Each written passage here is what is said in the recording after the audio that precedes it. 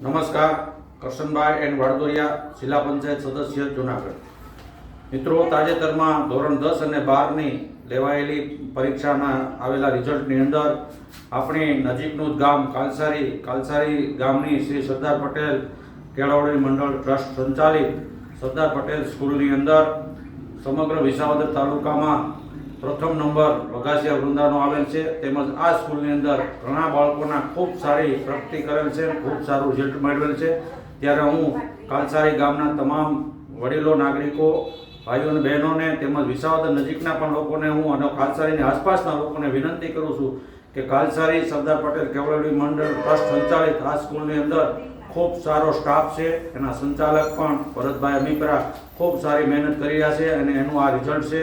100% આ સ્કૂલનું રિઝલ્ટ ધોરણ 10 અને 12નું આવેલું છે.